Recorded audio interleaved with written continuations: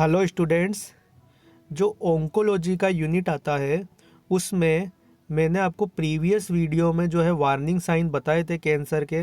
Generally जो staging आती है कैंसर की या जो टीएनएम क्लासिफिकेशन आता है उसके भी नोट्स मेरे पास प्रेजेंट है, बट उन पे वीडियो बनाना इतना ज़रूरी नहीं है क्योंकि सिंपल टॉपिक होते हैं वो। अगर आपको नोट्स चाहिए उनके तो आप मुझे मैसेज कर देना तो मैं आप उनको प्रोवाइड करवा दूंगा। बट आज की वीडियो में हम जो टॉपिक पढ़ने जा रहे हैं वो है cancer treatment modalities. Cancer treatment modalities की बात करें तो जो कैंसर का ट्रीटमेंट होता है जनरली उसमें 3 ऑप्शन होते हैं। कौन कौन से? Surgery, chemotherapy and radiation therapy. तो इन तीनों ट्रीटमेंट्स के बारे में अपन एक एक करके पढ़ेंगे। आज की वीडियो में हम जो टॉपिक इन्वॉल्व करेंगे वो है सर्जरी के बारे में। सर्जरी के बारे में अपन पूरा पढ़ेंगे कि जो कैंसर के लिए जो सर्जरीज़ की जाती है उसमें कौन कौन सी सर्जरीज़ होती है, कितने टाइप्स की होती है, उनका काम क्या होता है। ओके। तो एक और बात मैं आपको बता देता हूँ कि अगर आप मेरी वीडियो देखते हो और अगर आपको समझ में भी आता है तो आप प्लीज़ लाइक ज़रूर कर दिया करो, इससे थोड़ा मोटिवेशन मिलता है। ओके। देन अपन शुरू करते हैं। तो सबसे पहले अपन बात करते हैं सर्जिकल मैनेजमेंट की। जो कैंसर की सर्जरीज होती है वो कौन कौन सी होती है। तो आपको ये पता है कि जो सर्जरी की जाती है कैंसर्स में ये सबसे अच्छा और प्योर मेथड होता है या क्योर करने का मेथड होता है कैंसर को। बट उसके लिए भी एक कंडीशन होती है। तो आपको पता होगा कि जो हमारी बॉडी में कैंसर्स पाए जाते हैं या ट्यूमर्स पाए जाते हैं वो 2 तरह के होते हैं, benign and malignant. For example अगर कोई अगर कैंसर या ट्यूमर बिनाइन स्ट्रक्चर का या बिनाइन फॉर्म का है, मींस एक ट्यूमर या कैंसर एक पार्टिकुलर एरिया में ही प्रेजेंट है या एक पार्टिकुलर ऑर्गन में ही प्रेजेंट है, तो सर्जरी क्या होती है उस टाइम बेस्ट ऑप्शन होता है उस पार्टिकुलर टिश्यू को या पार्ट को जो है रिमूव कर लिया जाता है, जिससे जो कैंसर है वो ट्रीट हो जाता है। But in the case of malignant tumour इसमें क्या होता है कि जो कैंसर होता है वो बॉडी के डिफरेंट पार्ट्स में या डिफरेंट टिश्यूज़ में फैल चुका होता है। तो ऐसे केसेस में सर्जरी करना बहुत मुश्किल होता है, ठीक है, क्योंकि कंप्लीट जो टिश्यूज़ है या जो कैंसर टिश्यूज़ है उनको अपन रिमूव नहीं कर सकते हैं। ओके। बट कहा जाए कि सर्जरी क्या होती है, तो सर्जरी परफेक्ट जो है ऑप्शन है कैंसर को क्योर करने के लिए। ओके। तो जनरली अब बात करें सर्जरी के मेथड्स की या टाइप्स की, तो सर्जरीज जो होती है कैंसर में वो डिफरेंट टाइप्स की होती है। इसमें फर्स्ट वन है सर्जरी टू डायग्नोस कैंसर, यानी जब कैंसर को डायग्नोस किया जाता है तो उसके लिए भी कुछ सर्जरीज की जाती है। तो ये 3 टाइप की होती है, मैं आपको बता देता हूँ पहले। जो डायग्नोसिस के लिए 3 टाइप की सर्जरीज की जाती है, biopsy, endoscopy and third one आती है लेप्रोटोमी। ओके। तो ये जो तीनों टाइप्स है डायग्नोस करने के लिए कैंसर को, इनके बारे में सबसे पहले आपको बताऊंगा। तो सबसे पहले अपन बात करते हैं बायोप्सी के बारे में कि बायोप्सी से कैंसर को कैसे डायग्नोस किया जाता है। तो आपको पता है बायोप्सी का मीन क्या होता है? लिविंग टिश्यूज़ का सैंपल लेना और उनको चेक करना कि उनमें कोई भी एबनॉर्मलिटी प्रेजेंट है कि नहीं है, ठीक है। एक ऑटोप्सी भी आता है। ऑटोप्सी का मीन क्या होता है? आफ्टर डेथ, अगर किसी पर्सन की डेथ हो जाती है उसके बाद जो पोस्टमार्टम किया जाता है उसमें जो टिश्यूज़ एग्जामिन किए जाते हैं उसको बोलते हैं ऑटोप्सी। और बायोप्सी का मीन है लिविंग टिश्यूज़ की जांच करना। ओके। तो ये जो बायोप्सी वाला प्रोसेस है इसमें क्या करते हैं कि जहाँ पे मान लो किसी पार्टिकुलर एरिया में या ऑर्गन में अगर कैंसर प्रेजेंट है तो वहाँ का जो टिश्यू सैंपल है, छोटा थोड़ा सा टिश्यू सैंपल ले लिया जाता है, उसको लैब में फिर टेस्ट किया जाता है। उसमें टेस्ट करते हैं तो उसमें पता चल जाता है कि जो कैंसर है वो किस तरह का प्रेजेंट है, किस फॉर्म में कैंसर है, कितना वो स्प्रेड हो चुका है। ओके। तो इस सब चीज़ों का है उसमें पता चल जाता है। अब बात आती है कि जो बायोप्सी करते हैं तो कैसे करते हैं, तो इसके भी डिफरेंट तरीके होते हैं या मेथड्स होते हैं, ठीक है। तो इसमें जनरली 3 टाइप आते हैं जिस तरह से बायोप्सी कर सकते हैं। जैसा आप यहाँ देख रहे हैं बायोप्सी करने के 3 मेथड्स हैं यहाँ पे। फर्स्ट वन तो है fine needle aspiration biopsy, second one है core needle biopsy and third one है एक्सिजनल और इंसिजनल ट्यूमर बायोप्सी। ओके, तो इस 3 तरीके से बायोप्सी कर सकते हैं, टिश्यू का सैंपल ले सकते हैं। जैसा आप देख रहे हैं first one, fine needle aspiration biopsy. इसमें क्या करते हैं कि एक नीडल का यूज़ किया जाता है, सिरिंज का यूज़ किया जाता है। उस सिरिंज में एक नीडल लगी होती है जो बहुत फाइन होती है। फाइन का मतलब है बहुत माइन्यूट होती है, स्मॉल होती है। ठीक है, तो इसको क्या किया जाता है, उस पार्टिकुलर टिश्यू में एंटर कराया जाता है और वहाँ से टिश्यूज़ को एस्पायरेट कर लिया जाता है। इसका फ़ायदा ये होता है कि ये जो इसकी सिरिंज है, सॉरी नीडल है, ये बहुत स्मॉल है। इस वजह से इस प्रोसीजर में ब्लीडिंग ज़्यादा नहीं होती है, इंजरी ज़्यादा नहीं होती है। ठीक है, नेक्स्ट वन है कोर नीडल बायोप्सी। इसमें क्या होता है कि जो नीडल होती है, सिरिंज में जो नीडल यूज़ करते हैं उसका साइज फाइन नीडल वाली जो नीडल है इससे थोड़ा ज़्यादा बड़ा होता है, लार्ज होता है। ठीक है, तो इसका क्या फ़ायदा होता है कोर नीडल बायोप्सी का कि इसमें टिश्यू सैंपल ज़्यादा आ सकता है। ठीक है, टिश्यू सैंपल ज़्यादा क्यों आ सकता है, क्योंकि इसमें जो नीडल लगी होती है उसका साइज़ थोड़ा बड़ा होता है in comparison to fine needle. Okay, इस वजह से इसमें टिश्यू सैंपल ज़्यादा आते हैं। बाकी सेम प्रोसीजर है दोनों बायोप्सी के। थर्ड वन आता है एक्जिशनल और इंसिजनल ट्यूमर बायोप्सी। इसमें क्या करते हैं कि या तो ट्यूमर को कंप्लीट रिमूव कर लेते हैं, यानी जो कैंसर टिश्यू होता है उसको कंप्लीट रिमूव कर लेते हैं, उसको तो बोलते हैं excisional tumour biopsy. Incisional tumour biopsy क्या होती है कि ट्यूमर का थोड़ा सा पार्ट रिमूव करके उसको सैंपल के लिए भेज देते हैं, तो उसको बोलते हैं इंसिजनल ट्यूमर बायोप्सी। ओके, तो आपको फिर से एक बार मैं रिपीट कर देता हूँ कि जो फर्स्ट वन सर्जरी आती है कैंसर को डायग्नोस करने के लिए, उसमें फर्स्ट वन मेथड है बायोप्सी। बायोप्सी में लिविंग टिश्यूज़ का सैंपल लिया जाता है। किस किस तरह से ले सकते हैं, तो इसके 3 मेथड होते हैं, fine needle aspiration biopsy, core needle biopsy and excisional और इंसिजनल ट्यूमर बायोप्सी। ठीक है, अब सेकंड मेथड आता है डायग्नोसिस करने के लिए एंडोस्कोपी। तो एंडोस्कोपी के बारे में आपको जनरली पता होगा कि एंडोस्कोपी एक ऐसा प्रोसीजर होता है जिसमें बॉडी की जो इंटरनल कैविटीज़ है उनको विजुलाइज किया जाता है। ठीक है, तो इसमें कैसे विजुलाइज करते हैं, एंडोस्कोपी में एक ट्यूब का यूज़ किया जाता है। उस ट्यूब से एक कैमरा अटैच होता है। ठीक है, और इस कैमरे का कनेक्शन किससे होता है, मॉनिटर से होता है।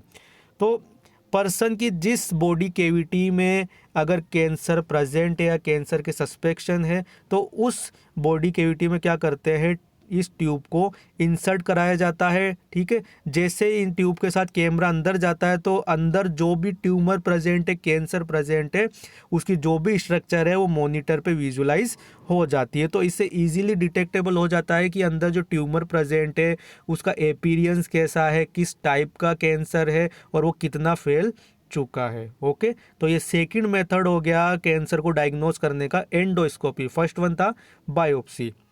थर्ड वन एक और प्रोसीजर आता है कैंसर को डायग्नोस करने के लिए, ओपन सर्जिकल एक्सप्लोरेशन, जिसमें सर्जरी आती है लेप्रोटोमी। लेप्रोटोमी के बारे में भी आपको पता होगा। लेप्रोटोमी एक ऐसा प्रोसीजर होता है जिसमें एब्डोमिनल एरिया को इंसीज करके यानी कट करके अंदर के इंटरनल ऑर्गन्स को देखा जाता है।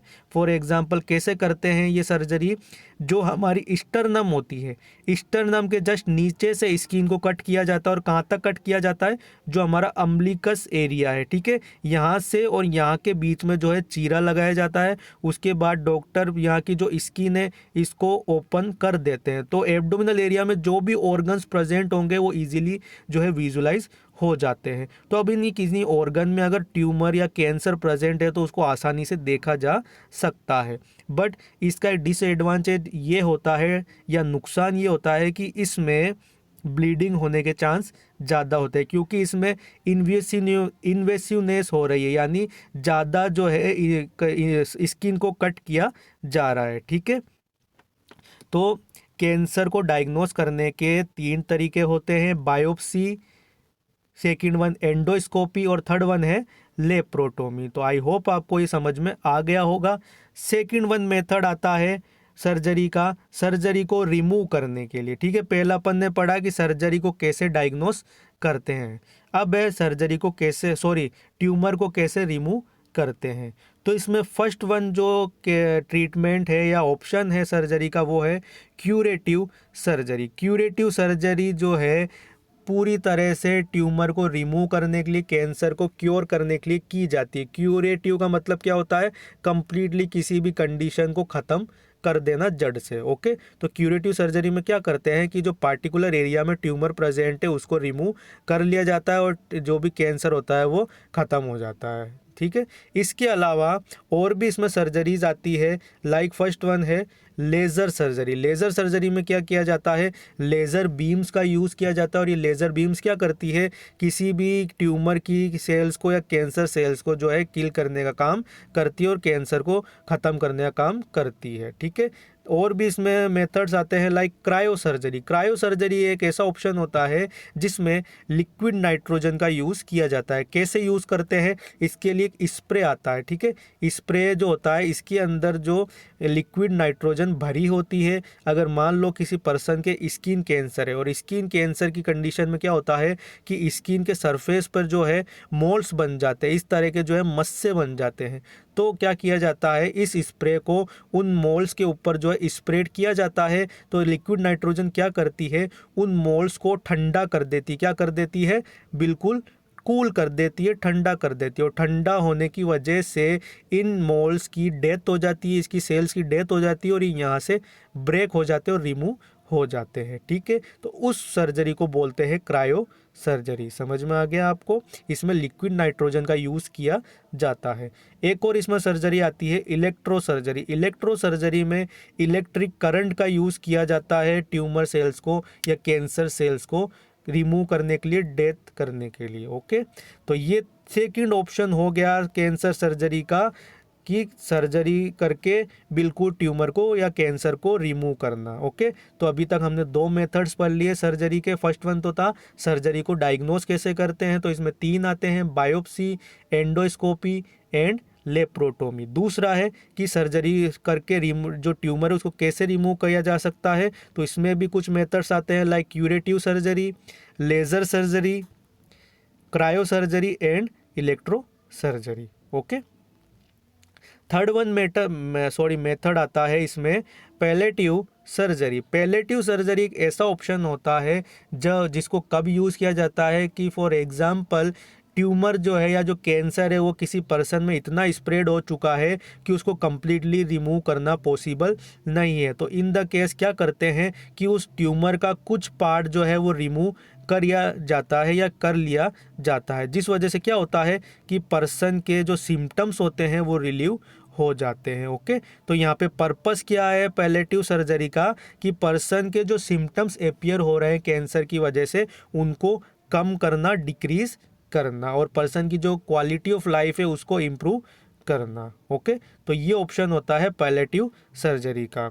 सेकंड वन आती है इसके बाद next one prophylactic surgery. Prophylaxis का मीन भी आपको पता होगा। प्रोफाइलेक्सिस का मीन होता है कि किसी कंडीशन के डेवलप होने से पहले ही उसका ट्रीटमेंट कर देना। तो प्रोफाइलेक्सिस सर्जरी में क्या करते हैं कि अगर किसी पर्सन में किसी पार्टिकुलर टिश्यू में कैंसर होने का रिस्क है तो ऐसे पर्सन में क्या करते हैं उस टिश्यू को पहले ही रिमूव कर लिया जाता है, जिस वजह से वहाँ कैंसर नहीं होता। तो उस सर्जरी को बोलते हैं प्रोफाइलेक्टिक सर्जरी। जैसा मैं आपको इसका एग्जांपल बताता हूँ कि जो ब्रेस्ट कैंसर की कंडीशन होती है, अगर किसी फीमेल की हिस्ट्री में देखा जाए कि उसकी फैमिली हिस्ट्री में पहले किसी को ब्रेस्ट कैंसर प्रेजेंट था तो हो सकता है कि उस फीमेल को भी ब्रेस्ट कैंसर हो। तो ऐसी कंडीशन में क्या करते हैं कि जो फीमेल जिसको ब्रेस्ट कैंसर होने का रिस्क है उसके ब्रेस्ट टिश्यूज़ को पहले ही रिमूव कर दिया जाता है। ठीक है, जिससे उस फीमेल को आगे फ्यूचर में ब्रेस्ट कैंसर नहीं होगा। तो उस कंडीशन को या उस सर्जरी को बोलते हैं प्रोफाइलेक्टिक